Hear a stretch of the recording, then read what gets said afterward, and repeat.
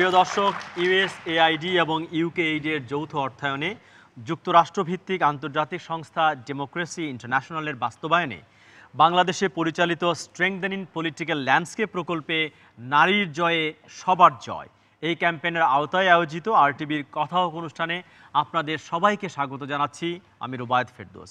আন্তর্জাতিক নারী দিবস উপলক্ষে আজ আমাদের আলোচনার বিষয় আমরা ঠিক করেছি রাজনীতিতে নারী। প্রিয় দর্শক, এই বিষয়ে কথা বলবার জন্য আমাদের সঙ্গে 5 জন বিজ্ঞ প্যানেলিস্ট যোগ দিয়েছেন। আসুন প্রথমে তাদের সঙ্গে পরিচিত হই। আমার ডান দিকে আছেন সাখাওয়াত হোসেন, আমি সাবেক নির্বাচন কমিশনার। আপনাকে আলোচনায় স্বাগত। শিরিন আক্তার, আমি বর্তমানে জাতীয় সংসদ সদস্য, সাধারণ সম্পাদক হিসেবে দায়িত্ব পালন করছি রাজনৈতিক দল জাতীয় সমাজতান্ত্রিক দল জাসদ। আমি দিলওয়ার হোসেন, বন ও পরিবেশ বিষয়ক সম্পাদক, বাংলাদেশ আওয়ামী লীগ। আপনাকে স্বাগত। আমার বাঁ দিকে আছেন আমি অ্যাডভোকেট বিলকিস জাহান শিরিন, বিএনপি জাতীয় নির্বাহী কমিটির সাংগঠনিক সম্পাদকের দায়িত্বে আছি, বরিশাল বিভাগ, সাবেক এমপি। আপনাকে স্বাগত। আমার নাম সাইদুর রহমান টেপা, প্রেসিডেন্ট মেম্বার জাতীয় পার্টি, প্রেসিডেন্ট জাতীয় কৃষক পার্টি। টেপা ভাই, আপনাকে স্বাগত। প্রিয় দর্শক, আমাদের এই 5 জন প্যানেলিস্টের বাইরেও আমাদের সামনে আছেন বিভিন্ন প্রজন্মের বিভিন্ন পেশার 30 জন আলোকিত মানুষ। তারাও তাদের মতামত অভিজ্ঞতা তুলে ধরবেন আজকে আলোচনায়। প্রথমে শিরিন আপা, আপনাকে দিয়ে শুরু করতে চাই। আপনি হচ্ছেন তৃণমূল থেকে গড়ে ওঠা একজন ছাত্র রাজনীতি থেকে হয়ে ওঠা মানুষ, এখন এমপি হয়েছেন, কর্মজীবী নারী নিয়ে দীর্ঘ কাজ করেছেন। এই যে রাজনীতিতে নারী আমরা বলি, বাংলাদেশ কোথায় আসলো আসলে? কতটুকু এম্পাওয়ার্ড হয়েছে পলিটিক্সের নারী রাজনৈতিক ক্ষমতায়নে?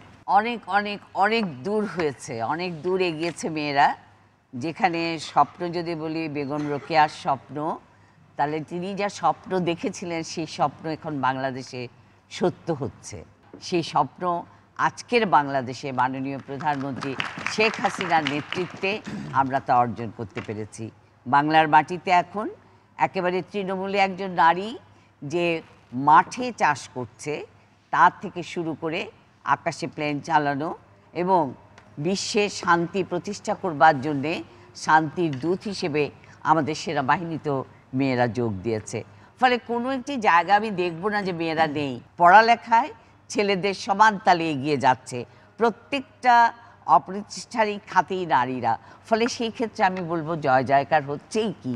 এই পর্যায়ে আমি আহ্বান করছি বাংলাদেশ জাতীয়তাবাদী দল বিএনপির বিলকিস জাহান শিরিন, সাবেক এমপি, আপনাকে বলবার জন্য। ধন্যবাদ। মার্চ মাস আমার অহংকারের মাস। এই মাসে আমার নেতা শহীদ রাষ্ট্রপতি জিয়াউর রহমান, যিনি স্বাধীনতার ঘোষণা দিয়েছিলেন, আমরা সেই নেতার প্রতি শ্রদ্ধা জানিয়ে বলছি যে যার স্বপ্ন ছিল বাংলাদেশকে উন্নয়নের দিকে এগিয়ে নিয়ে যেতে হলে নারী অধিকার, নারীদের আত্মনির্ভরশীল করে গড়ে তোলা, এগুলো তার চিন্তা ছিল, তার চেতনা ছিল। এবং পরবর্তীতে আমরা দেখি উনি মহিলা মন্ত্রণালয় করেছিলেন, উনি জাতীয় মহিলা সংস্থা করেছিলেন।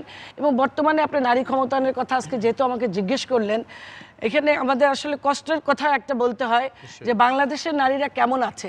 বাংলাদেশের ইতিহাসের প্রথম মহিলা প্রধানমন্ত্রী, যিনি একটি মিথ্যা মামলা আজকে কারাগারে। তাহলে আমরা নারীরা কেমন আছি বাংলাদেশের? এটাই আসলে আজকে আমাদের একটা প্রশ্ন থেকে যায় যে একজন 73 বছরের নারী এবং যিনি 3 বারের প্রধানমন্ত্রী এবং অত্যন্ত জনপ্রিয় নেত্রী বাংলাদেশের, যিনি এখনও নির্বাচন করলে আমরা মনে করি আগামী দিনে বাংলাদেশের প্রধানমন্ত্রী হবেন, সেই নেত্রীকে একটি মিথ্যা মামলা আজকে কারাবন্দী করা হয়েছে। আমি তার জন্য অত্যন্ত দুঃখ প্রকাশ করছি। অনেক ধন্যবাদ। আমরা আপনার কাছে আবারও আসবো। আমাদের সঙ্গে আছেন বাংলাদেশ আওয়ামী লীগের বন ও পরিবেশ বিষয়ক সম্পাদক দেলোয়ার হোসেন। দেলোয়ার, আপনি যদি বলেন। ধন্যবাদ আপনাদের সবাইকে। বিশ্বের যাহা কিছু সুন্দর চিরকল্যাণকর, অর্ধেক তার দাঁড়িয়ে আছে নারী, অর্ধেক তার নর। বাংলাদেশের রাজনীতিতে নারীর অংশগ্রহণ অথবা নারীর অবদান অথবা নারীর ক্ষমতায়ন যে নামেই আমরা ডাকি, সেক্ষেত্রে বর্তমান গণতান্ত্রিক সরকার জননেত্রী শেখ হাসিনা সরকার সামগ্রিক চিন্তা করেন। নারীর আর্থসামাজিক উন্নয়ন, মাতৃস্বাস্থ্য, বাল্য বিবাহ যে সামাজিক ব্যাধি ছিল সেটি দমন, রাজনীতি, প্রশাসন, নিরাপত্তা, এই সবগুলি ব্যাপারের মধ্যে একটি অপশন হচ্ছে নারী, নারীর রাজনীতিতে অংশগ্রহণ। কিন্তু বর্তমান সরকার সামগ্রিকভাবে নারীদের কল্যাণের জন্য, নারীদের উন্নয়নের জন্য কাজ করে চলছে অবিরাম। এই নারীদের বাংলাদেশ আওয়ামী লীগের আমাদের যে প্রেসিডিয়াম রয়েছে, সেই প্রেসিডিয়ামে নারীদের অংশগ্রহণ, আমাদের সম্পাদক মণ্ডলীতে নারীদের অংশগ্রহণ। বাংলাদেশ আওয়ামী লীগ কোনো নারীকে নারী হিসাবে বিবেচনা করে তাকে আওয়ামী লীগের কমিটিতে স্থান দেয় না, তাকে মানুষ হিসাবে বিবেচনা করে একজন যোগ্য নাগরিক হিসেবে বিবেচনা করে তাকে বাংলাদেশ আওয়ামী লীগের সাথে সম্পৃক্ত করা হয়। পাশাপাশি আমাদের এই নারীদের এগিয়ে নেওয়ার জন্য রাজনৈতিক ক্ষেত্রে আমাদের মহিলা আওয়ামী লীগ, আমাদের সহযোগী সংগঠন বাংলাদেশ যুব মহিলা লীগ এবং আমাদের মহিলা শ্রমিক লীগ, আমাদের এই 3টি নারী সংগঠন রয়েছে। তাদের 100% যারা নারীদের নেতৃত্বে এই সংগঠন, তাদেরকে উপযোগী নাগরিক করে গড়ে তোলার জন্য জননেত্রী শেখ হাসিনা এবং সরকারের পাশে দাঁড়িয়ে কাজ করে যাচ্ছেন আমাদের এই নারী সংগঠন। ধন্যবাদ দেলোয়ার হোসেন। আমি আসবো আপনার কাছে। আমাদের সঙ্গে আছেন জাতীয় পার্টির প্রেসিডিয়াম সদস্য সাইদুর রহমান টেপা। টেপা ভাই, আপনি যদি বলেন যে নারীর রাজনৈতিক ক্ষমতায়ন, ধন্যবাদ সবাইকে। অর্জন, প্রত্যাশা, প্রাপ্তি কিংবা ব্যর্থতা আমাদের আসলে ব্যর্থতা নাই।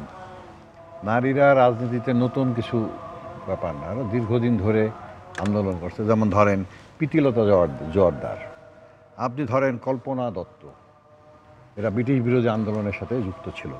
আপনি ধরেন কুমিল্লার শান্তি সেন ও সুনীত সেন, দুজনও নারী, এবং তখন কুমিল্লার ম্যাজিস্ট্রেটকে, ডিস্ট্রিক্ট ম্যাজিস্ট্রেটকে ওরা মানে ওপেন একজন কাগজ সই করতে গেছে, আর একজন, আর 2 বোন, আর আপন 2 বোন, আর একজন সুনিতা সেন গুলি করে মেরে ফেলছে। কী জন্যে? এই আমাদের সেই স্বাধীনতার এর জন্যে। নারীরা দীর্ঘদিন ধরে আন্দোলন করে তাদের নিজেদের দাবি আদায় করার জন্যে আজকে তারা রাজনীতিতে আসছে। এখন ধরেন আমি যে দলটা করি, জাতীয় পার্টি, আমার দলের 33 জন প্রেসিডিয়াম মেম্বার, তার এর মধ্যে আছে 6 জন আছে নারী যারা প্রেসিডিয়াম মেম্বার আছে।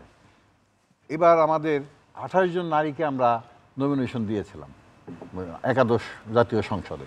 আমরা মনে করি আমাদের দেশে ভোটাধিকার তার অর্ধেক নারী। আমরা নারীকে বাদ দিয়ে আমাদেরকে চলার কোনো রকম কোনো সুযোগ আছে বলে আমি মনে করি। টেপা ভাই, আসবো আপনার কাছে। আমাদের সঙ্গে আছেন সাবেক নির্বাচন কমিশনার ব্রিগেডিয়ার সাখাওয়াত হোসেন। আপনি যদি বলেন, এই যে আরপিওতে বলা হচ্ছে যে 33 ভাগ নারী সমস্ত জায়গায় প্রতিনিধিত্ব থাকবে 2020 সালের মধ্যে এটা অর্জন করার ব্যাপার, সেইখানে কত দূরে আমরা আছি?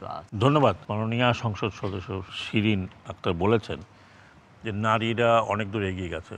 আগানোই কথা, কারণ এখন এটা 21st সেঞ্চুরি।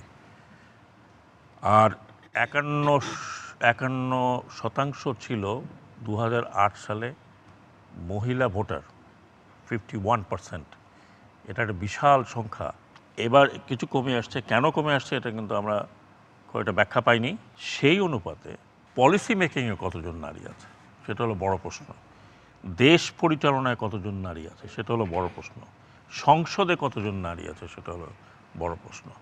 এবং এটাকে অফসেট করার জন্য আমরা 2008 সালে করেছিলাম, যে তখন আমরা করেছিলাম 2015 সালের মধ্যে 33% মিনিমাম 33% মহিলা সব স্তরে প্রত্যেকটি দলে থাকার কথা। এই উপমহাদেশে নারীর ক্ষমতায়নের সবচেয়ে অগ্রগামী হচ্ছে নেপাল।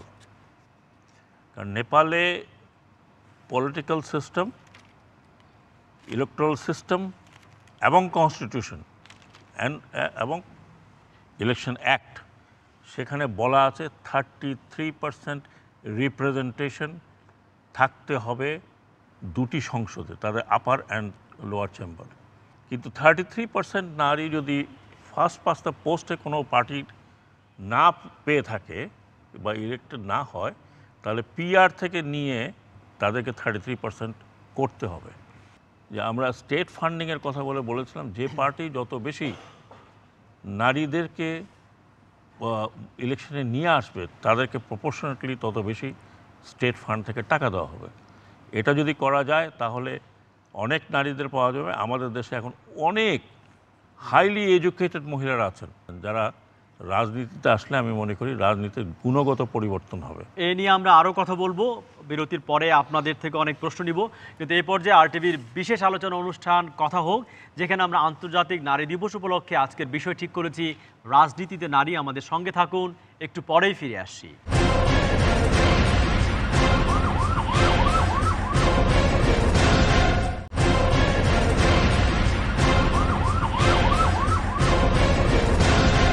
প্রিয় দর্শক, আন্তর্জাতিক নারী দিবস উপলক্ষে আরটিভির বিশেষ আলোচনা অনুষ্ঠান কথা হোক, আপনাদের সবাইকে আরেকবার স্বাগত জানাচ্ছি। আমি রুবায়েত ফেরদৌস। আমরা কথা বলছিলাম রাজনীতিতে নারী। বিরতির আগে আমরা যারা বিজ্ঞ প্যানেলিস্ট তাদের মতামত শুনেছি। এখন আপনারা যারা সামনে অংশগ্রহণকারী, আপনাদের বক্তব্য আমরা শুনতে চাই। মাইক্রোফোন নিয়ে যদি আপনি বলেন। আমার নাম মোস্তাফিজুর রহমান রিপন, আমার বাড়ি ঠাকুরগাঁয়ে। আমি ঠাকুরগাঁ জেলা আওয়ামী লীগের প্রচার ও প্রকাশনা সম্পাদক। বিগত জাতীয় সংসদ নির্বাচনে আমার তৃণমূলের অভিজ্ঞতা থেকে আমি একটু কথা বলবো। সেটা হচ্ছে যে মাস্টার ট্রেনিং গ্রহণ করার জন্য নির্বাচনে যে পোলিং এজেন্টের দায়িত্ব পালন করে সেই কাজটি আমি ওখানে করেছি। তো আমাদের আসন হচ্ছে ঠাকুরগাঁ সদর 1 আসন। তো আমরা পৌরসভা এবং ইউনিয়ন পৃথক পৃথকভাবে কাজ করেছি। 21টি ইউনিয়ন আমাদের। 21টি ইউনিয়নে আমাদের মহিলা আওয়ামী লীগের প্রত্যেকটি ইউনিয়নে কমিটি আছে এবং আমরা মহিলা আওয়ামী লীগকে আহ্বান করেছিলাম যে ওই কমিটির সভাপতি, সাধারণ সম্পাদক সহ মোট 5 জন করে সেই পোলিং এজেন্ট ট্রেনিংয়ে যেন অংশগ্রহণ করে, তাহলে 105 জন হয়। আমরা সেদিন 96 জন মহিলা ওয়ার্কার সেখানে পেয়েছি এবং এর আগের নির্বাচনগুলিতে কিন্তু আমরা এভাবে কখনো নারীর অংশগ্রহণ দেখিনি। এভাবে রাজনৈতিক অঙ্গন থেকে যদি সামাজিক অঙ্গন, সাংস্কৃতিক অঙ্গন, ক্রীড়াঙ্গন এই জায়গাগুলিতে নারীরা এই দক্ষতা প্রমাণ করতে থাকে, তাহলে স্যার যে বললেন আরপিওর যে নীতিমালা, সেই নীতিমালা বাস্তবায়নের যে অগ্রযাত্রা সেটা অবশ্যই ত্বরান্বিত হবে। এই ব্যাপারে আমরা প্রচণ্ড অনেক আশাবাদী। ধন্যবাদ আপনাকে। আরেকজন যদি আপনি বলেন, উনি তো অনেক আশার কথা বলেন। আমরা জানি যে অনেক সময় নারীরা ইউনিয়ন পরিষদে মেম্বার নির্বাচিত হয়, চেয়ারম্যান নির্বাচিত হয়, কিন্তু পুরুষ কলিগদের জন্য কাজ করতে পারে না। এইরকম তিক্ত অভিজ্ঞতা কারো আছে কিনা? কেন তিনি কাজ করতে পারেননি, কেউ বলবেন? প্লিজ আপাকে দেয়া হোক। আমাদের মহিলারা যারা নাকি ইউনিয়ন পর্যায়ে বা এই পর্যায়ে যারা কাজ করতে পারছে না, কাজ করতে পারা না করাটার কারণ হচ্ছে একটা ওয়ার্ডে একজন পুরুষ নির্বাচিত হন, কিন্তু 3টা ওয়ার্ড মিলে একজন নারী নির্বাচিত হন এবং সেই নারীর জন্য নির্দিষ্ট কোনো বরাদ্দ থাকে না। 3টা পুরুষের কাছ থেকে তার বরাদ্দ ভাগ করে নিয়ে তার নিজের গ্রামেও কোনো কাজ করতে হলে সেটা করতে হয় এবং এখানেই তার বিপত্তিটা ঘটে এবং তাকে প্রত্যেকের পেছন পেছন হ্যাংলার মতো চাইতে হয়, ঘুরতে হয় এবং যেটা তার জন্য লজ্জাস্কর, নারী হিসেবে আমিও সেখানে লজ্জা অনুভব করি। এটাই প্রধান জি, অন্তরায়। আর কেউ যদি একটু বলেন। জি, আপনি যদি একটু বলেন। আন্তর্জাতিক নারী দিবসে সকলকে ধন্যবাদ। এখানে জাসদের সাধারণ সম্পাদক শিরিন আপা আছেন। উনি দীর্ঘদিন ধরে রাজনীতি করে আজকে সংসদ সদস্য হয়েছেন। আমার প্রশ্ন যে নারীদের ক্ষমতায়নের যে বিষয়টি এখানে উঠে আসছে, শাকত স্যার যেমন বললেন, নেপালের উদাহরণ দিলেন, আমাদের বিভিন্ন দেশের উদাহরণ এখানে টানছেন, কিন্তু পলিসি মেকিংয়ে আমাদের নারীদের অন্তর্ভুক্তি হচ্ছে না। এটার অন্তরায়টা কি? কারণ যারা আপনারা সংসদ সদস্য আছেন, যারা আপনারা দলের নীতি নির্ধারক আছেন, সেই ক্ষেত্রে আমাদের নারী নেতৃত্বদের তুলে আনতে আমরা মনে করি যে যারা নারী নেতৃত্বের উপরে উঠে আসছে আমাদের নারীর এই প্রধান অন্তরায়। কারণ আমরা নারীরা যদি বেশি করে আমাদের নারীদেরকে ইনফ্লুয়েন্স করতে পারতাম, তাহলে তারা বেশি করে নেতৃত্ব দেওয়ার জন্য বেরিয়ে আসতো। আপনিও তো একটা দলের সঙ্গে যুক্ত আছেন, আপনি আপনার কমিটিতে কতটা নারীকে রেখেছেন? আমি বিএনপির সঙ্গে জড়িত, জামালপুর জেলা বিএনপি। কতজন নারীকে রেখেছেন? আমাদের 20%-এর মতো আমরা এই পর্যন্ত ভালো, অনেকখানি অগ্রগতি হয়েছে। অনেক ধন্যবাদ। আর কেউ যদি বলেন, যে পেছন থেকে একটু দেন। নারীর ক্ষমতায়নের বিষয় যেটি বলা হয়, এখানে আমার দুটো মতামত রয়েছে। ক্ষমতায়ন প্রসঙ্গ আসলে এখানে আসে সুষ্ঠু নির্বাচনের কথা। একজন নারী যখন আপনার রাজনীতিতে ইনক্লুড হয়, তখন প্রত্যেকে তো স্বপ্ন দেখে প্রতিনিধি হওয়ার জন্য। তার এখানে যখন সে দেখে যে নির্বাচন প্রক্রিয়ার মধ্যে সমস্যা থাকে এবং একজন নারী যখন নির্বাচন করতে পারে না, সে তার ভোটাধিকার প্রয়োগ করতে পারে না, সেই ক্ষেত্রে সে নিরুৎসাহিত হয়। কারণ একজন নারী যখন প্রার্থী হিসাবে সে তার জায়গায় ক্যাম্পেইন করতে পারছে না, সে বাধাগ্রস্ত হচ্ছে, তখন সে এমনিতে হতাশ হয়ে পড়ে। সে চায় না এই প্রক্রিয়ার সামনে আগাতে। সুতরাং নির্বাচন প্রক্রিয়া একটি মানে অত্যন্ত গুরুত্বপূর্ণ জায়গা নারীদের ক্ষমতায়নের ক্ষেত্রে। জি, আরেকজন যদি একটু বলেন। আমি নিজেও আগে সংরক্ষিত আসনের ঢাকা সিটি কর্পোরেশনের একজন কমিশনার ছিলাম। আমার নাম রোকেয়া সুলতানা তামান্না। আমরা যারা নারীরা সংরক্ষিত আসন থেকে নির্বাচন করি বা করে আসছি এ পর্যন্ত, আমাদেরকে 3টা ওয়ার্ড দেওয়া হয়। সেখানে আমরা 3টা ওয়ার্ডে দৌড়াতে তো যেমন অর্থ, তেমন সময় আর তেমন পরিশ্রম, 3টাই অনেক বেশি পুরুষের চেয়ে। আমার অভিজ্ঞতা থেকে বলছি, যখনই আমরা একটা প্রোগ্রামে যেতাম, দেখা গেলো যে সরাসরি আসন থেকে যে পুরুষটা নির্বাচন করে আসছে তাকে আগে চেয়ারটা দেওয়া হচ্ছে। আমাদেরকে সংরক্ষিত আসন বলতে, সংরক্ষিত আসনটাই যেন একটা মানে কি বলবো, একটু লজ্জাস্কর একটা আসন। তা আমাদের এই রীতিটা ভাঙতে হবে যে সংরক্ষিত আসনটা কি আসলেই কি একটা লজ্জার নাকি একটা ছোট, আমি ঠিক বুঝতে পারি না। কিন্তু আমার জীবনের তিক্ততা থেকেই আমি এটা আজকে অনেক ধন্যবাদ আপা। বসুন, আমরা এবার একটু প্যানেলিস্ট যদি এক এক করে একটু অ্যাড্রেস করেন। আপা যদি একটু বলেন। শিরিন আপা, অনেকগুলো পয়েন্ট তারা বলেছেন। 1995 সালে বেইজিংয়ে 4র্থ বিশ্ব নারী সম্মেলন অনুষ্ঠিত হয়েছিল সেই সম্মেলনে একটি স্লোগান ছিল, নারীর চোখে বিশ্ব দেখুন। আমরা সেখানে প্রায় ৩৫,০০০ নরনারী গিয়েছিলাম, তার মধ্যে বেশিরভাগই নারী, এবং সেখানে প্রত্যেকটি বিষয় নিয়ে আলোচনা হয়েছে, আলাদা আলাদা করে সব বিষয়ে আলোচনা হয়েছে, এবং একজন নারী কিভাবে দেখছে সেটাই বড় কথা। বিশেষ করে আপনি এখন যেমন বললেন যে সংরক্ষিত আসনটা কি কলঙ্কের, যেমন একসময় আমাদেরকে শুনতে হয়েছে ৩০ সেট অলঙ্কার সংসদে। এই যে কথাগুলো আমরা যখন শুনেছি, এর আবার বিপরীত দিকটাও আছে, যে শুধুমাত্র নামমাত্র নারীর প্রতিনিধিত্ব রাখতে হবে, যেমন এখন নির্বাচন কমিশন বলে দিচ্ছে আমাকে এখন ৩৩ ভাগ রাখতে হবে, তাহলে এই ৩৩ ভাগ কোথায় পাবো আমি? যেমন করে হোক এটাকে তৈরি করো, সেটা কি হবে? নাকি সত্যিকারে নারীর ক্ষমতায়ন, নারীরা রাজনীতি করে সেখানে আসবেন, সেটি হবে? এই প্রশ্নটি আসে। তবে একটি কথা অত্যন্ত গুরুত্বপূর্ণ, তা হলো দৃশ্যমানতা বা ভিজিবিলিটি। নারী বা পুরুষ সবাই হতাশ হয়ে যায় নির্বাচনের অবস্থা দেখে। নির্বাচন একটা বিষয়, সেখানে নারী না পুরুষও হতাশ হয়ে যায়। ফলে এমন একটা ব্যবস্থা হতে হবে যেখানে নারী পুরুষ সবাই কেউ হতাশ হবে না। তো সিদ্ধান্ত গ্রহণে নারীর বিষয়টি নেপালের উদাহরণে যদি বলি, আমার রাজনৈতিক সিদ্ধান্ত হবে আমার একটি দ্বিকক্ষ বিশিষ্ট পার্লামেন্ট চাই, সংসদের নারী আসনে সরাসরি নির্বাচন আমরা অনেক আগে থেকে বলে আসছি। কারণ সরাসরি নির্বাচন তো আমার ইউনিয়ন পরিষদে মেয়েরা করছে, তো ইউনিয়ন পরিষদ যদি করে আমার সংসদে কেন করতে পারবে না? তাহলে সংকটটা কোথায়, অন্তরাটা কোথায়? আমার মনে হয় সেই জায়গাটা আমাদের খুঁজে বের করা। অনেক ধন্যবাদ। বিলকিস আপা যদি একটু বলেন। আমি আমার নিজের জীবন থেকেই বলবো, যেহেতু আমরা একদম গ্রাসরুটের থেকে রাজনীতি করে সেই বরিশালের রাজপথ থেকে আজকে ঢাকা আমি দলের কেন্দ্রীয় পর্যায়ে এসেছি, সেখানে আমাদের বলতে হবে যে নারী বান্ধব একটা পরিবেশ আসলে সবচেয়ে প্রথম দরকার আমাদের মেয়েদেরকে রাজনীতি করতে গেলে। ছাত্র রাজনীতি করতে গেলে সেই সময়ের যে রাজনীতির যে পরিবেশ, সেই ৮০ দশকের সেই রাজনীতি, সেই পরিবেশ আর বর্তমান রাজনীতির পরিবেশ কিন্তু এক নেই। বর্তমানে যে বাংলাদেশের অবস্থা, আপা বলেছেন যে নির্বাচনে নারীরা হতাশ, পুরুষরা অনেকাংশে হতাশ হয়ে যায়। আপনি ছাত্র রাজনীতি এসেছিলেন, পরিবারের সাপোর্ট কতটা পেয়েছিলেন? আচ্ছা, অনেকে কিন্তু পরিবারের সাপোর্ট না পাওয়ার কারণে এগোতে পারে না, সেটা কতটা জরুরি আসলে? রাজনীতিতে নারীর এটা সবচেয়ে বেশি প্রয়োজন, যে যদি পরিবারের কোনো সহযোগিতা বা সাপোর্ট না থাকে তাহলে তার নির্দিষ্ট যে লক্ষ্য, সেই লক্ষ্যে সে যেতে পারে না। আমি সেই ছাত্র জীবন থেকে এই পর্যন্ত আমার বাবার বাড়িতে যেভাবে সহযোগিতা পেয়েছি, শ্বশুর বাড়িতে তার চেয়ে আরো বেশি সহযোগিতা পেয়েছি, যার জন্য আমার নিজের রাজনীতি। বরিশাল অঞ্চলে তৃণমূলে কাজ করতে যে আপনি কি ধরনের বাধার মুখে হয়েছেন? বরিশাল অঞ্চলে আসলে এটা শুধু বরিশাল অঞ্চল না, সারা বাংলাদেশেই নারীদের একই রকম অবস্থা। সেখানে মেয়েদের রাজনীতিবিদ হিসেবে আর হচ্ছে নারী হিসেবে বিশেষ কি বাধার মুখে? বিশেষ আসলে সমস্যা, সব মেয়েদের তো পরিবারের সমস্যাটা, অবস্থাটা এক থাকে না।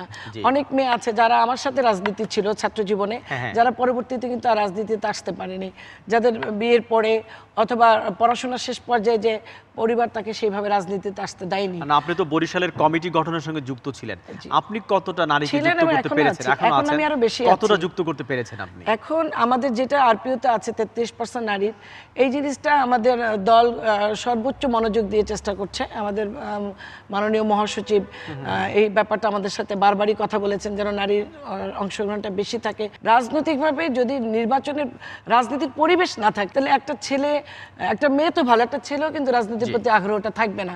যার জন্য বাংলাদেশে আমাদের মেয়েদের আগামীতে রাজনীতি, আমার মেয়ে, আপনার মেয়ে বা আমাদের যারা আগামী প্রজন্ম, আমরাই চিন্তা করবো যে আমার মেয়েকে আসলে কি আমি রাজনীতিতে দিব কিনা। কারণ রাজনীতিক প্রতিহিংসা এবং গণতন্ত্রকে এবং গণতান্ত্রিক প্রতিষ্ঠানগুলোকে যেভাবে ধ্বংস করা হচ্ছে, তাতে আগামী দিনে রাজনীতিতে বাংলাদেশে অন্ধকার বলে আমরা মনে করি। ধন্যবাদ আপা। দেলোয়ার হোসেন যদি বলেন, এই যে নারী ধর্ষণের শিকার হচ্ছে এবং রাজনৈতিক মতাদর্শ ভিন্নতার কারণে, এইটাও এটা রাজনৈতিক ক্ষমতায়নের পথে বাধা কিনা? আসলে নারী নীতিমালা 2011-তে নারীদের সুন্দর পরিবেশ দেওয়ার জন্য অনেক অঙ্গীকার এখানে করা হয়েছে, কিন্তু তারপর আমরা নারীর অধিকার নিয়ে কথা বলছি। আমাদের নারীদের সাংবিধানিক অধিকারও সংবিধান স্বীকৃত, তারপরে আমরা নারীদের অধিকার নিয়ে কথা বলছি। কারণ অধিকার পুরোটা বাস্তবায়িত হচ্ছে না। ডোমেস্টিক ভায়োলেন্স, ঘরে নির্যাতনের শিকার হয়েছে, গণপরিবহনে ধর্ষণের শিকার হচ্ছে, ধর্ষণের পর তাকে হত্যা করা হচ্ছে, তাহলে কিভাবে নারী এগিয়ে আসবে? আসলে আমাদের সবচেয়ে প্রথম যেটি আমাদের নারীদের কল্যাণের জন্য আমাদের অঙ্গীকারের দরকার, সেই অঙ্গীকার হচ্ছে আমাদের সাংবিধানিক স্বীকৃতি, আমাদের নারী নীতিমালা। সেই অঙ্গীকার পূরণের পথে আমরা যাচ্ছি। সেক্ষেত্রে নির্বাচনী আইনে যেটি হচ্ছে আমরা পিছিয়ে যাচ্ছি একটি রাজনৈতিক অধিকার, যে নারীদের যে অধিকার সেই রাজনৈতিক অধিকারে। সেই ক্ষেত্রে শাকত সাহেব যেটি বলছেন যে শুধু নারীদের নয়, অন্য আলোচনা করেছিলেন যখন নির্বাচন কমিশনে ছিলেন যে এই নির্বাচনী ব্যয়ভার যদি নির্বাচন কমিশন অথবা সরকার বহন করে, সেই ক্ষেত্রে এই নারী পুরুষ ভেদাভেদ অথবা কম্পিটিশন প্রতিযোগিতা নারী যে পিছিয়ে যাচ্ছে সেই জায়গার থেকে এই অসম প্রতিযোগিতা কমার সম্ভাবনা রয়েছে। আজকের আন্তর্জাতিক নারী, দেশীয় নারী সমাজে সে জায়গা করে নিতে পারে সেই সুযোগটি তাকে কিংবা এই দিচ্ছে যে না। ধর্মান্ধ মৌলবাদী গোষ্ঠী নারীকে আবার ঘরে ফেরত পাঠাতে চায়, তাকে দেখুন, বন্দী দেখুন, করে রাখতে চায়, আমাদের এখনো কর্মজীবী নারীর বিরুদ্ধে কথা বলে। তো সেইখানে বাংলাদেশ আওয়ামী লীগের কিন্তু বড় অবস্থান কিন্তু আমরা দেখছি না আসলে। ধর্মীয় নেতাদের একাংশ এখন পর্যন্ত নারী শিক্ষা আরও পিছিয়ে দেওয়ার জন্য চিন্তা করে, চেষ্টা করে, কিন্তু বাংলাদেশ আওয়ামী লীগ কখনোই এই নীতি না, সমতার নীতিতে অবশ্যই এই পিছিয়ে পড়া নারীদেরকে মানে যে আল্লামা শফি যে বক্তব্য দিয়েছিল, আমরা কিন্তু আওয়ামী লীগের সঙ্গে আল্লামা শফিকে যুক্ত হতেও দেখেছি। না, আল্লামা শফিদের চাপের কারণে পাঠ্যপুস্তকগুলো কিন্তু জেন্ডার ইনসেনসিটিভও করা হয়েছে, অনেক কবিতা গল্প বাদ দেওয়া হয়েছে। আপনি শিক্ষা ব্যবস্থার কথা বলে, তাহলে আমরা কোথায় যাব? মানে ধর্মীয় প্রতিক্রিয়াশীল গোষ্ঠীর কাছে মাথা নত করে তো আমরা তো রাষ্ট্রকে এগিয়ে নিতে পারি না আসলে, না, যারা রাষ্ট্রকে মধ্যযুগে নিয়ে যেতে চায়। না, মধ্যযুগে ধর্মীয় যেই, কারণ আল্লামা শফিদের 13 দফা কিন্তু আমরা দেখেছি হেফাজতে তাণ্ডবের সময়। শুধু ধর্মীয় শিক্ষায়, সেই শিক্ষার সাথে যদি সায়েন্সের সংমিশ্রণ না থাকে, সেই ক্ষেত্রে আমাদের আজকের দিনের যে সন্তান, তাকে আগামী দিনে আমি সুনাগরিক অথবা শিক্ষিত নাগরিক করে তুলতে পারবো না। কিভাবে এটাকে যুগোপযোগী করা যায়, যুগোপযোগী করার জন্য আওয়ামী লীগের চেষ্টা রয়েছে। অনেক ধন্যবাদ টেপা ভাই। যদি এটা বলেন যে বাল্য বিবাহ তো এখনো আমরা দক্ষিণ এশিয়াতে সেরা দেশের একটা হয়ে গেছে, সংখ্যা এত বেশি আমাদের। তো এইরকম একটা বাল্য বিবাহের মধ্যে মেয়েদের ড্রপ আউটের হার অনেক বেড়ে যাচ্ছে। কিভাবে পলিটিক্যালি নারীদেরকে আমরা এম্পাওয়ার্ড করব? এই বাল্যবিবাহ বরং আইন করেছে এই সরকার, আইন করে আরো 18কে 16তে নামিয়েছে, সবাই কিন্তু প্রতিবাদও করেছে, মানা হয়নি এটা। ধন্যবাদ আপনাকে। মূল কথাটা হচ্ছে কি জানেন, প্রথম ধরেন আমাদের যারা নারী, ধরেন আমার ঘরের কথাই বলি, আমার স্ত্রী বা আমার মেয়ে, আমার ছেলের বউ, আমাদের প্রথম গ্যারান্টি দিতে হবে সরকারকে যে সন্ধ্যার পরে বা মেয়েরা ইচ্ছা করলেই কিন্তু বাইরে যেতে পারে না, তাদের নিশ্চয়তা দিতে হবে। আইনের শাসনকে আমার ওই শাকর সাহেব বলছেন, আমরা আমাদের জাতীয় পার্টির গঠনতন্ত্র আমরা লিখে রাখছি যে 33% দিতে হবে। এই পার্সেন্টেজের দিক থেকে এভাবে করলে হবে না। মূল কাজটা যেটা করতে হবে যে একটা মেয়ে তার নিশ্চয়তা থাকতে হবে, সে ঘরে বাইরে বেরোবে, সে পুরুষের মতোই বেরোবে, তাকে যেন কেউ অ্যাসল্ট না করে। এইটা যদি আপনি ঘরের মধ্যে যে স্বামী তাকে পেটায়, এই নিশ্চয়তা রাষ্ট্র সরকার কিভাবে দিবে? কেন দিতে হবে? সেখানে তো আপনাকে সচেতন হতে হবে। না, আমাকে তো আপনার এই পুরুষতান্ত্রিক মানসিকতাকে বেরিয়ে আসতে হবে। প্রথমটা হলো আমাকে সচেতন হতে হবে, এ ব্যাপারে কোনো সন্দেহের অবকাশ নাই। প্রথম পুরুষদের সচেতন হতে হবে, তারপরে কি আইন প্রয়োগ করতে হবে। এই যে বস্তাপত আইন, যে নারী নির্যাতন আইন যেটা করছে, এই আইনকে বাদ দিতে হবে। এই প্রেম খেলা আইনে আপনার কাজ হবে না। টেপা ভাই অনেক ধন্যবাদ। ব্রিগেডিয়ার শাখাওয়াত হোসেন যদি বলেন একটু যে সংরক্ষিত আসনের ব্যাপারটা আসছে, যে এইটা শিরিন আপা বলেছেন, এইটা কেন সরাসরি নির্বাচন হতে পারে না? দেখুন, সব কিছু কিন্তু আপনার পলিটিক্যাল সিস্টেম প্লাস ক্ষমতা। আমাদের বাংলাদেশের যে অবস্থা, সংরক্ষিত আসন চলে যাওয়ার কথা ছিল। এটা প্রথম যখন বাংলাদেশ স্বাধীন হওয়ার পরে যে 15 জন দিয়ে শুরু হয়েছিল, সেটা ছিল তখন ওই সময়ে একটা ক্রান্তিকালীন সময়, অনেক নারীরা মুক্তিযুদ্ধে পার্টিসিপেট করেছেন, সেটাকে খেয়াল রেখে করা হয়েছিল। কিন্তু এটা কথা ছিল যে ক্রমে স্লোলি এন্ড গ্র্যাজুয়ালি এটা উঠে যাবে, আরো বাড়ছে। এটা এখন আরো বাড়ছে, সংখ্যা বাড়ছে, বয়স বছরও বাড়ছে। আমার কাছে যেটা আমার মনে হয় যে একবার বর্তমান প্রধানমন্ত্রী উনি লাস্ট টার্মে 2009-এর পর টার্মে উনি বলেছিলেন, একবারই উচ্চারণ করেছিলেন, তারপরে কেন উনি এটা আর উচ্চারণ করলেন আমি জানি না। আমাদের এখন 16 কোটি লোক প্লাস, আমাদের সংসদে আরও 100টি আসন বাড়িয়ে 100টি আসন নারীদের জন্য নির্ধারিত করা উচিত। এবং আমি এটা মনে প্রাণে মনে করি, মাননীয় সংসদ সদস্য এখানে আছেন, আমি জানি না উনি কীভাবে নেবেন। আমরা কীভাবে এখন 33% করছি, আমি আমার বউ না, ছেলের বউ না, এই করলে তো হবে না। আপনাকে you have to go for যেটা আপনার ট্যালেন্ট, যারা সত্যি রাজনীতি করছে, যোগ্যতা, দক্ষতা, অভিজ্ঞতা দেখে বাছাই করতে হবে, একটা প্রোটেকশন দিতে হবে। নেত্রকোনায় একটা ইয়াংগেস্ট প্রার্থী ছিল বোধহয়, কোন পার্টির আমার ঠিক মনে হয়, বোধহয় বিএনপির ডাক্তার। এই মেয়েটিকে কেউ প্রোটেকশন দিল না, not even election commission, Sherpur, not even election commission. আমি টকশোতে বলছি, what the election commission is doing. সে ডিসির অফিসে গিয়ে বসে রইল যে আমাকে আক্রমণ করতেছে, আমাকে আরোর কাছে কথা বলি। এই যদি আমি কোন দলের সেটা বলছি না, জি দিস গার্ল মানে আমার সামনে তো ডিমোরালাইজড হয়ে যাবে আর হারিয়ে ফেলবে। এর যে অবস্থা দেখে ওই শেরপুরের যেই দলেরই নারীরা থাকুক না কেন তারা কিভাবে পলিটিক্স আসবে? জি, ইজ ইট পসিবল?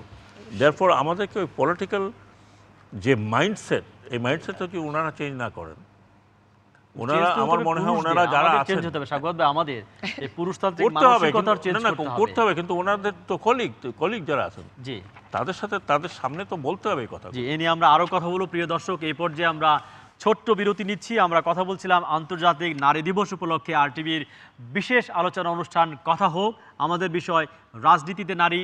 সঙ্গে থাকুন, ফিরছি এখনই।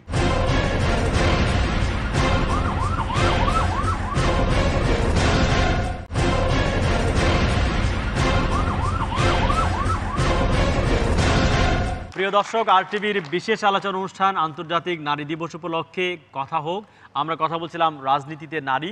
আমরা বিরতির আগে খানিকটা কথা বলেছি এবং আপনাদের মতামত নিয়েছি। আমরা আরেক দফা আপনাদের অভিজ্ঞতা কিংবা মতামত শুনতে চাই। আপা, আন্তর্জাতিক নারী দিবস উপলক্ষে আপনাদের সবাইকে স্বাগত জানাচ্ছি। আসলে রাজনীতিতে নারী অংশগ্রহণ করছে সেটা যেমন ঠিক, এটাও ঠিক যে সিদ্ধান্ত গ্রহণের ক্ষেত্রে আমরা নারীরা সেভাবে আসলে নিজেদেরকে সেভাবে উপস্থাপন করতে পারছি না। এখন প্রশ্ন হতে পারে এরকম যে নারীদের সেই যোগ্যতা হয়তো হয়ে ওঠেনি, তো সেই ক্ষেত্রে নারীদেরকে ট্রেনিংয়ের মাধ্যমে তাদের ডেভেলপমেন্টের জন্য কি আমরা তেমন কিছু করতে পারি? অনেক ধন্যবাদ আপা। প্রশ্ন, সমস্যা এবং প্রস্তাব রাখার জন্য একদম পেছন থেকে যদি বলেন না প্লিজ। আমি সুলতানা জেসমিন জয়ী, নির্বাহী সদস্য, বাংলাদেশ জাতীয়তাবাদী ছাত্রদল কেন্দ্রীয় সংসদ। আমার আরপিওর যে 2008 সংশোধিত 90-এর বি ধারাটা আছে, যেখানে বলা হয়েছে 33% নারীদের রাজনীতিতে ইনক্লুড করা। এ ব্যাপারে আমার সুনির্দিষ্ট কিছু প্রস্তাবনা আছে। প্রথমটি হচ্ছে যে নির্বাচন কমিশন এবং রাজনৈতিক দল তারা উভয়গুলো মনিটরিং সেল করতে পারে কিনা, যে সেলের মাধ্যমে তারা মনিটর করবে নিয়মিতভাবে যে আসলে 33% নারী ইনক্লুড হচ্ছে কিনা। প্লাস একই সাথে রাজনৈতিক দলগুলোর আনুপাতিক যে হার, যে বিভিন্ন অঙ্গ সংগঠনের যে কমিটিগুলো হয়, সেই কমিটিতেও একইভাবে তাদেরকে আনুপাতিক হার নারীর সংখ্যাটা বৃদ্ধি করা হচ্ছে কিনা তারা এই ব্যাপারটা মনিটর করবে। এবং নির্বাচন কমিশন প্রতি বছর একটা রিপোর্ট নেবে তাদের যে প্রস্তাবনাগুলো আছে, যেটা তাদের করার কথা তারা ঠিকমতো সেটা করছে কিনা।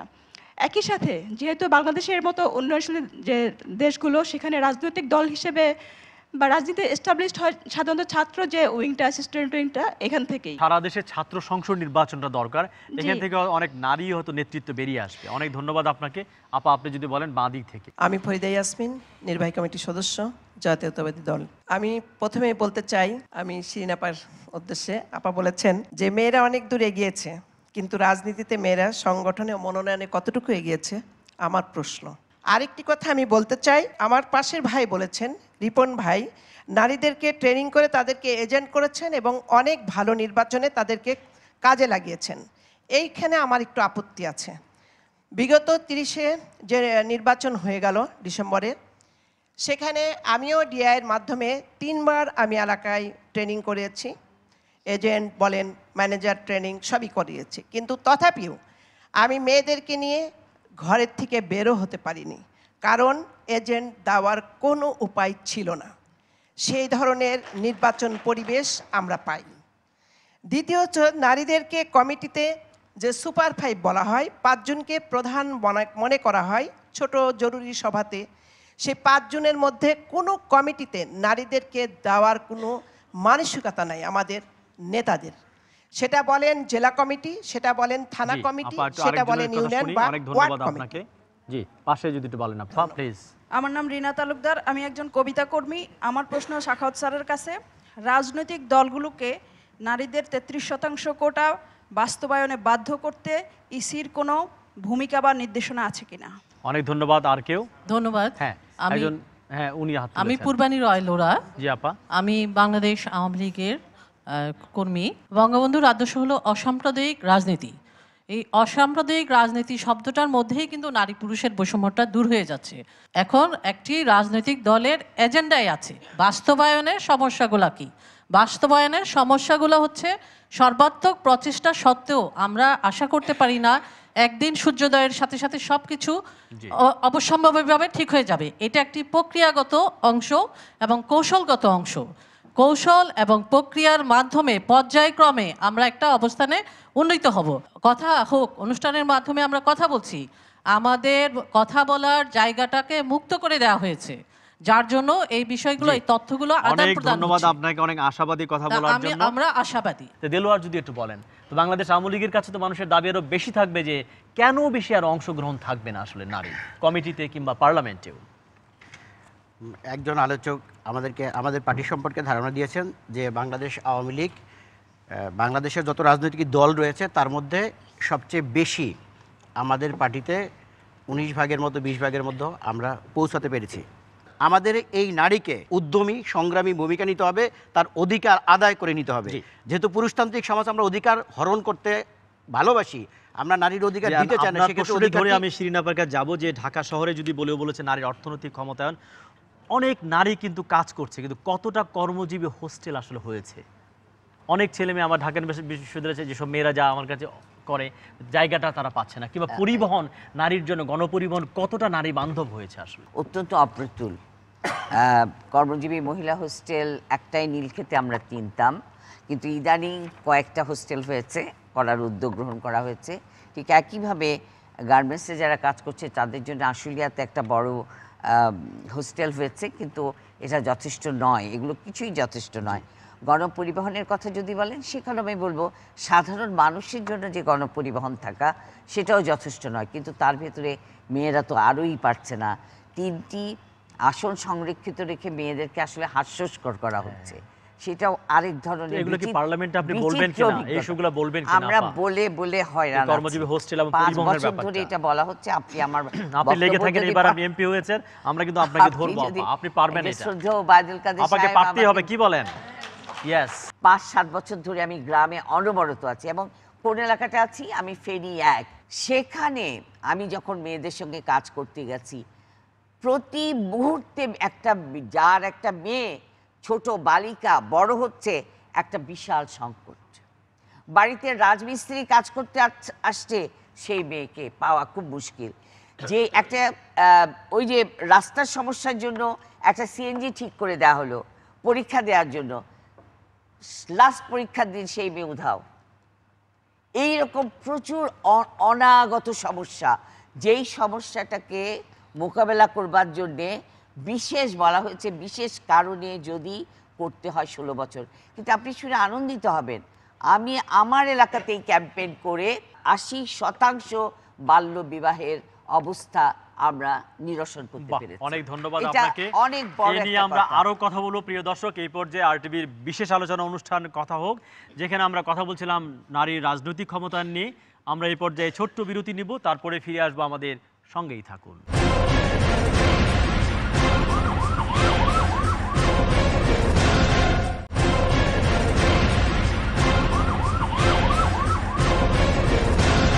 সুপ্রিয় দর্শক, আন্তর্জাতিক নারী দিবস উপলক্ষে আরটিভির বিশেষ আলোচনা অনুষ্ঠান কথা হোক, আমরা কথা বলছিলাম নারীর রাজনৈতিক ক্ষমতা নিয়ে। আমরা কয়েক দফায় প্রশ্ন এবং উত্তর মতামত শুনেছি। এই পর্যায়ে আমরা শেষ পর্বে আরও কয়েকজনের মন্তব্য শুনবো। আমি ফাহিমা আক্তার হুসনা, গাজীপুর মহানগর মহিলা আওয়ামী লীগের সাধারণ সম্পাদক। মহিলা আওয়ামী লীগ, যুব মহিলা লীগ, শ্রমিক মহিলা লীগ যে কাজ করে যাচ্ছে, বাংলাদেশ অর্ধেক নারী ভোটার। আমরা শুধু সেই অঙ্গ সংগঠনে যদি কাজ করি, আমরা আসলে কখনো ক্ষমতায় সিদ্ধান্তে যেতে পারবো না। আমাদের প্রয়োজন নারীদেরকে সিদ্ধান্ত দেওয়ার অধিকার দেওয়া। তাই আমাদের যে জেলা ভিত্তিক, মহানগর, উপজেলা, ওয়ার্ড ভিত্তিক যে কমিটি হয় আওয়ামী লীগের, সেই কমিটিতে আমাদের নারীদেরকে, যারা আমরা নেতৃত্ব দিচ্ছি, যারা একটি ইউনিটের প্রেসিডেন্ট সেক্রেটারি, তাদের সেখান থেকে সেই মূল কমিটিতে নেওয়া হোক। একদম পেছনে, হ্যাঁ আপনি বলুন। আমি মাহফুজা মাহবুব, ঢাকা বিশ্ববিদ্যালয়ের বাংলা বিভাগের শিক্ষার্থী। আমি আমার বিশ্ববিদ্যালয়ের কথা যদি বলি, তাহলে আমাদের বিশ্ববিদ্যালয়ে ছেলেদের হল আছে 13টা, মেয়েদের হল সেই জায়গায় 5টা। আবার আমাদের বিশ্ববিদ্যালয় প্রশাসন সময়ে অসময়ে দাবি করে যে 8টার পর টিএসসিতে মেয়েদের যাওয়া যাবে না। গণপরিবহনে তো আমি অনিরাপদ, এটা বলার অপেক্ষা রাখে না, কিন্তু আমি আমার ক্যাম্পাসের ভেতরে চলাফেরা করতে আমি কতটা নিরাপদ? প্লিজ আপনি বলুন। হ্যাঁ জি, ধন্যবাদ রোবায়েত স্যার। বারবারই যৌন নিপীড়ন নিয়ে কথা হচ্ছে, এটি তো আসলে নারীর সব ক্ষেত্রেই সমস্যা। তবে রাজনীতিতে ক্ষমতায়নের ক্ষেত্রে নারীর যে সমস্যাটি, সবচেয়ে বড় যে সমস্যাটি আমি মনে করি সেটি হচ্ছে যে রাজনীতিতে সন্ত্রাসী কর্মকাণ্ড এবং কি আমরা যেটিকে বলি রাজনৈতিক সহিংসতা, বোমাবাজি, হ্যাঁ, তারপর সংরক্ষিত আসন একটি বাধা। বলেন শেষ প্রশ্ন নিব আমরা আপনার কাছ থেকে। জি, আমি যেটা বলতে চাচ্ছি যে আমরা অনেক উন্নত হয়েছে, আমরা অনেক কিছু ডেভেলপ হয়েছি, কিন্তু সত্যিকার অর্থে তৃণমূল পর্যায়ে কিন্তু আমরা অত বেশি অ্যাডভান্স হতে পারিনি। বিশেষ করে এই যে আপা যে কথাটা বললেন যে নেতৃত্ব পর্যায়ে আমরা শুধু মহিলা আওয়ামী লীগ করছি, আমরা যুব মহিলা লীগ করছি, বাট সরাসরি যে আওয়ামী লীগটা আছে সেখানে নারীর অংশগ্রহণটা তৃণমূল পর্যায়ে অবশ্যই, এবং সেই ক্ষেত্রে একটা মনিটরিং সেল আমরা করতে পারি কেন্দ্রের থেকে। কেন্দ্রের যে নারী সম্পাদক আছেন উনি যদি এই দায়িত্ব নেন যে কোন কোন জেলায় বা কোন কোন ইউনিটে কারা আছেন, সেই ক্ষেত্রে সেই কেন্দ্র থেকে যদি মনিটরিংটা করা হয় তাহলে মানে এটা একটা অনেক কার্যকর ধন্যবাদ আপা, চমৎকার প্রস্তাব দেওয়ার জন্য। আপনাকে দিয়ে শেষ করব আমরা। হ্যাঁ, নারীদের নারী বান্ধব পরিবেশ দরকার, যেটা শিরিন আপা বলেছেন, এটার সাথে সহমত জানাচ্ছি। আর হচ্ছে পদাধিকার বলে আমরা নারীরা ইদানিংকালে অনেকেই কারাবরণ করি। কেন? উনি ওই এলাকার সভাপতি, সে ওই এলাকার কমিশনার। আমাদেরকে এইরকম একটা পরিবেশ থেকে নারীদেরকে রাষ্ট্রের নিরাপদে রাখা উচিত, কারণ আমরা জানি নারীরা সততা এবং নিষ্ঠার প্রতীক বটে। তাই আমাদের এই পদাধিকার বলে যে প্রশাসনিক হ্যারাসমেন্ট এখান থেকে দূরে রাখতে হবে। আর হচ্ছে আমাদের ওয়ার্ড দেওয়া হয় নির্বাচনে 3টি, বোঝাটা বড় হয় কিন্তু সম্মানটা অনেক কম হয়। তা আমাদের বোঝা এবং সম্মান দুটার মধ্যে একটা ব্যালেন্স আনা উচিত নির্বাচনে, কাউন্সিলিং নির্বাচনে। আর আরপিও যেটা সেটা যেন প্রয়োগ করা হয়, এটার জন্য নির্বাচন কমিশনকে একটু ঊর্ধ্বচাপের দরকার। আর আমরা যারা তৃণমূলের নেতাকর্মী আছি তারা নিম্নচাপ দিব দলকে। এই 2 চাপে যদি আমরা একটা সুফল বয়ে আনতে পারি। দারুণ একটা ফর্মুলা দিয়েছেন তিনি। টেপা ভাইয়ের কথাটা বলতে চাই যে আইন কঠিন করার দরকার নেই ভাইয়া, যে আইনটা আছে এটা শুধু প্রয়োগ করেন, তবেই আমরা নারীরা নিরাপদ থাকবো। ধন্যবাদ সবাইকে। অনেক ধন্যবাদ আপনি প্রস্তাব এবং প্রশ্ন করার জন্য। আপা যদি বলেন আমরা শেষ পর্যায়ে আন্তর্জাতিক নারী দিবসে কেমন বাংলাদেশ আশা করেন আপনি? আমি ওই বাংলাদেশটাই দেখতে চেয়েছিলাম, যে বাংলাদেশে আমি আপনি সবাই সমান থাকবো, যে বাংলাদেশে বেগম খালেদা জিয়া বাইরে মুক্ত জীবনযাপন করবে, সেরকম একটা বাংলাদেশ আমরা চাই এবং আশাও করি। যখন দেখি যে বাংলাদেশে 2019-এর জানুয়ারি মাসে 298টি নারী ধর্ষণ, নারী হত্যা, নারী নির্যাতনের মামলা, তখন কেমন বাংলাদেশ দেখবো আসলে এটাই বুঝে উঠতে পারি না। যে জানুয়ারির প্রথম বছরের শুরুর মাসেই যদি 300 নারী নির্যাতনের মামলা হয়, তো সারা মাস সারাটা বছর কিভাবে যাবে? সেই বাংলাদেশ আমি চাই না। আমরা সবাইকে নিয়ে সুন্দর একটি বাংলাদেশ চাই, যে বাংলাদেশে আমার মা বোনেরা সুন্দরভাবে তারা বেঁচে থাকতে পারবে। ধন্যবাদ ভাই। কেমন বাংলাদেশের স্বপ্ন দেখেন আন্তর্জাতিক নারী দিবসে? আপনার অনুভূতি আমরা 1 মিনিট।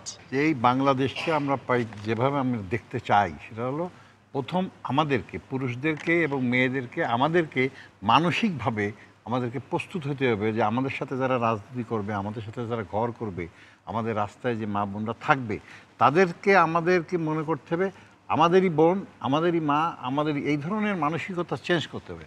পাশাপাশি মহিলাদেরকেও আপনাকে সেই একইভাবে আপনাকে তাদের মানসিকতাও চেঞ্জ করতে হবে যে আমরা এই দেশেরই সন্তান।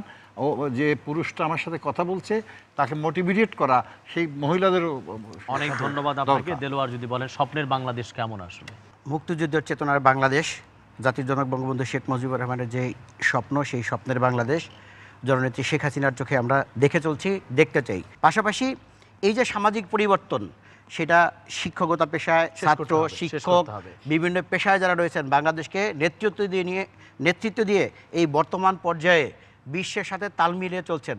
আমরা সেই নারীদের আরো বেশি কাঙ্ক্ষিত জায়গায় অনেক ধন্যবাদ। ব্রিগেডিয়ার সাখাওয়াত হোসেন, আপনাকে দিয়ে শেষ করতে চাই, কেমন স্বপ্ন দেখেন, আগামীর বাংলাদেশ কেমন দেখতে চান? এটা বলার আগে, ওটা বোধহয় আমার লাস্ট পাঞ্চ ওয়ার্ড হবে, ওটা বলার আগে আমি 2-3টে রিকমেন্ডেশন আছে, আমার অনেক দিন থেকে ছিল, কিন্তু খুব বুলেট আকারে যদি বলেন, সময় নেই আমাদের।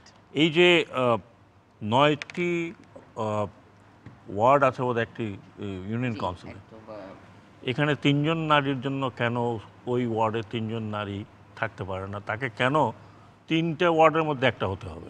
আমার মনে হয় দিস শুড গো অ্যাওয়ে নাও। আমি মাননীয় সংসদ সদস্য শিরিন আক্তারের সামনে বলছি। একইভাবে আপনার পৌরসভার একই কথা, একইভাবে আপনার সিটি কর্পোরেশনের একই কথা। আমরা এখান থেকে শুরু করতে পারি। অন্তত ডিসিশন মেকিংয়ে তাদেরকে আনতে হবে, যারা যোগ্য তাদেরকে নিয়ে আসতে হবে ডিসিশন মেকিং। অনেক ধন্যবাদ শিরিন আপা, আপনাকে দিয়ে শেষ করব। আমি কাজী নজরুল ইসলামকে মানে খুবই শ্রদ্ধা জানিয়ে বলি, অর্ধেক তার করিয়াছে নারী, অর্ধেক তার নয়। আমি বলি অর্ধেক তার 2/3 করিয়াছে নারী, 1/3 নর। কাজের ভ্যালু যদি আমি এখন বুঝি তাহলে কিন্তু ঘটনাটা এখানে দাঁড়ায়। ফলে সবচেয়ে বড় জিনিস হচ্ছে ভ্যালুটা দিচ্ছি কিনা, শ্রমের মূল্যটা দিচ্ছি কিনা। শ্রমের মূল্যটা দিলেই কিন্তু এটা হয়ে যাবে। আর শেষে যে কথাটি বলতে চাই, বিনয়ের সঙ্গে ফরিদা বিলকিস না, বোধহয় রাগ করতে পারে আমার উপরে, তবু আমি বিনয়ের সঙ্গে বলি, কারণ আমি যে জায়গার এখন সংসদ সদস্য, সেই জায়গায় তো 30 বছর ধরে একজন নেতাকে দেখেছে সবাই, খালেদা জিয়াকে। কিন্তু দুটো সেই ছোট্টবেলার কথা, বাল্য শিক্ষার কথা, সদা সত্য কথা বলিবে, কখনো মিথ্যা বলিও না। আরেকটি হচ্ছে সকালে উঠিয়া আমি মনে মনে বলি আমি যেন সারাদিন ভালো হয়ে চলি। এই দুটো কথা যদি মনে রাখতে পারি, আমরা কিন্তু অনেক সংকট থেকে মুক্তি পাবো, যে সদা আমরা সত্য কথা বলিব। ধন্যবাদ। এটা সবার বেলায় সত্যি। 5 জনকে অনেক ধন্যবাদ আসবার জন্য, কথা বলবার জন্য। আপনাদেরকে ধন্যবাদ অনেক তীক্ষ্ণ এবং বুদ্ধিদীপ্ত প্রশ্ন করবার জন্য এবং জীবনের অনেক অভিজ্ঞতাগুলো বলবার জন্য। প্রিয় দর্শক, সবচেয়ে বেশি ধন্যবাদ আপনাদেরকে যারা এতক্ষণ আমাদের সঙ্গে এই অনুষ্ঠান দেখলেন। 47 বছর বাংলাদেশ অতিক্রম করে গেছে। আমরা কেবল রাষ্ট্রকে ধর্মনিরপেক্ষ হলে চলবে না, আমরা মনে করি রাষ্ট্রকে লিঙ্গ নিরপেক্ষ হতে হবে, যেখানে নারী পুরুষের কোনো বৈষম্য থাকবে না। রাষ্ট্রকে জাতি নিরপেক্ষ হতে হবে, রাষ্ট্রকে ভাষা নিরপেক্ষ হতে হবে এবং রাষ্ট্রকে যৌনতা নিরপেক্ষ হতে হবে। সেরকম একটি গণতান্ত্রিক, মানবিক, মূল্যবোধ সম্পন্ন রাষ্ট্রের স্বপ্ন আমরা দেখতে চাই এবং সেইখানে নারী এবং পুরুষের সমতা হবে সমান সমান। সেই আশা রেখে, সে আত্মম্বর আশা রেখে আজকের মতো এই অনুষ্ঠান এখানে শেষ করছি। ভালো থাকুন, নিরাপদে থাকুন এবং RTVর সঙ্গেই থাকুন।